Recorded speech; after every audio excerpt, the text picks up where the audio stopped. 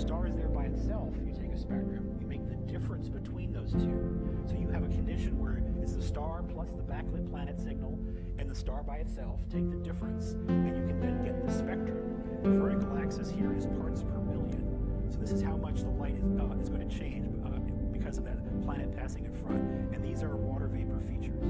So we think that there will be dozens of planets like the ones Kepler found that have sizes like twice and 3 times the Earth that we get spectra from with JWST. We also think there will be a few around the size of the Earth, like TRAPPIST here, that we should be able to characterize. So, but I want to get back to that first problem. How are you going to be able to see the planet the normal way, lit from the front, reflecting the light of its star? Well, it's been reckoned that it's similar to the problem of seeing a firefly, next to a searchlight when you're all the way across the country on the East Coast from here. Okay, so the brightness difference is very challenging, and the tiny separation between the two is very challenging. Think of it also like you're driving on a road at night, and you're trying to make sure you can see the road, and a car is coming at you with headlights, and there's billions of headlights in your rear view mirror. That's the kind of, you're trying to look out the window at the same time, and you've got all this light shining at you from the cars behind you. It's just very, very difficult to be able to do that. But that's our job in the NASA Exoplanet program, is to develop the technology that will make this brightness difference problem go away, get the glare of the star under control to see those faint planets. So now I'm going to show you another graph.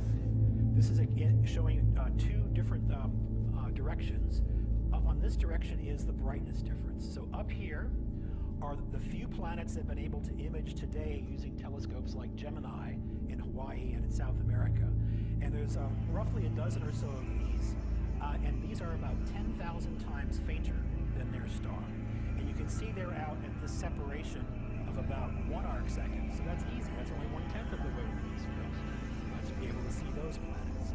So we've got to go from a factor of sort of 10,000 to 1,000,000 where these are, down to where the Earth, where it would be as if you were seen from 30 light years away. So you can see Venus is closer and brighter than the Earth. Jupiter is further out because it's such a large planet. It reflects a lot of light, and so it's brighter. And that's down here at 1 billion to 1 contrast. And the Earth is down here at 10 billion to 1 contrast. So you may be surprised to learn that we have about 2 minutes walk from here, a vacuum chamber testing facility where we have a coronagraph instrument which blocks the light of the star to let you see something faint next to it. And we've already achieved 1 billion to 1 contrast and a few beam width separation from the star. It's in the lab, it works. We've been developing an instrument concept based on it. And so we think we have gone a lot of the way toward demonstrating that we can do this kind of measurement. We just want to get it out of the lab and onto a space mission. And that next space mission for that is called WFIRST. So this is a telescope that was recommended by the 2010 Decadal Survey of Astrophysics. Its primary goal is a really wide-angle camera view of the sky for dark energy, extragalactic science, and also for counting planets by the microlensing technique. I won't go into that, but you could ask me after the talk. But WFIRST has a second instrument in addition to its wide-field camera. It has a coronagraph like the one in our testbed facility. So we're going to get a first chance to go and see planets around other stars that have been found by the radial velocity wobble technique that Jesse spoke of. So that's the first step. WFIRST will get us to a Jupiter around another star, factor of 1 billion